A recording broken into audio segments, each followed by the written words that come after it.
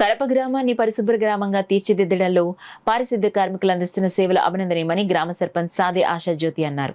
సంక్రాంతి పండుగను పురస్కరించుకుని మండల కేంద్రం కడప గ్రామం సచివాలయంలో పనిచేస్తున్న పారిశుద్ధ్య కార్మికులకు గ్రామ సర్పంచ్ ఆశాజ్యోతి, ఉప సర్పంచ్ భోగిరెడ్డి సూర్యనారాయణ చేతుల మీదుగా నూతన వస్త్రాలు పంపిణీ చేశారు. అందులో భాగంగానే మండల కేంద్ర కడప గ్రామ సర్పంచ్ ఆశాజ్యోతి, ఉప సర్పంచ్ భోగిరెడ్డి సూర్యనారాయణ చేతుల మీదుగా నూతన వస్త్రాలు పంపిణీ చేశారు.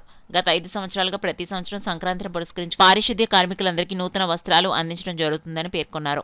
ఈ కార్యక్రమంలో గ్రామ కార్యదర్శి శివరామకృష్ణ కుమార్ తదితరులు పాల్గొన్నారు. కడప గ్రామ ప్రజలందరికీ కూడా ముందుగా భోగి శుభాకాంక్షలు.